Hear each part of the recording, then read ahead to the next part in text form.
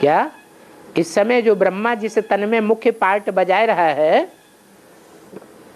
वो निश्चय बुद्धि है या अनिश्चय बुद्धि है? ज्ञान चंद्रमा ब्रह्मा सर पे दिखाते हैं ना, तो जिसके सर पर दिखाते हैं वो निश्चय बुद्धि है या अनिश्चय बुद्धि है? निश्चय बुद्धि है। तो उसका सदैव ही जन्म है कि मृत्यु भी होती है?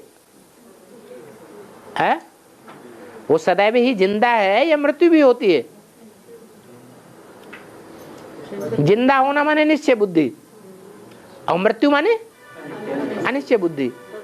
तो वो भाल चंद्र जिसके मस्तक पर चंद्रमा है वो पार्टधारी अभी निश्चय बुद्धि है या अनिश्चय बुद्धि? जिंदा है या मृत्यु में है?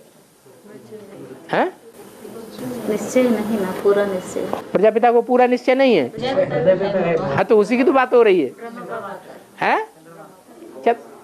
जिसके मस्तक पर चंद्रमा है वो, चंद्रमा की बात नहीं हो रही है।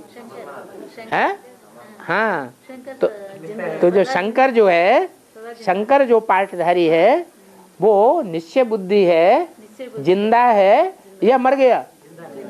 वो एक ब्राह्मण ये नहीं कहेंगे कि वो मर गया। अगर वो भी खत्म हो जाएगा तब तो खेल ही खलास हो जाएगा, फिर तो देवों देवताओं की दुनिया आने वाली है ही नहीं।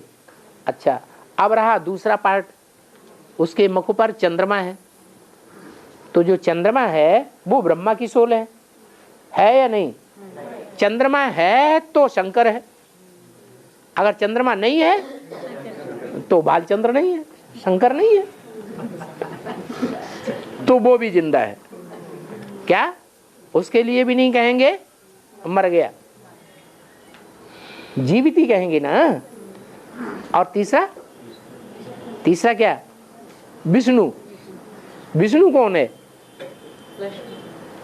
विष्णु है या नहीं है? कौन है फिर विष्णु? है? ये ब्रह्मा और शंकर तो एक ही शरीर के अंदर हो गए, फिर विष्णु कौन है?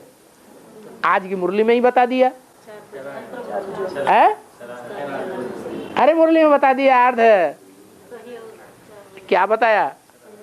अर्धनारीश्वर है। क्या? अर्धनारीश्वर का मतलब है कि आधा शरीर जो है वो स्त्री चोला है और आधे में परम पुरुष प्रवेश है। तो पुरुष भी है और वो स्त्री चोला भी है, इसलिए वो कंबाइंड होने के कारण विष्णु रूप है या नहीं है? इसलिए मुरली में बोला दुनिया की ऐसी कोई बात नहीं जो तेरे पर लागू न होती हो। तो तेरे पर विष्णु लागू होता है या नहीं लागू होता है? विष्णु भी है, वो अभी ब्रह्मा भी है तो विष्णु भी है तो शंकर भी है, वो त्रिमूर्ति शिव है। इसलिए एक को याद करो, कोई दूजम को याद न करो।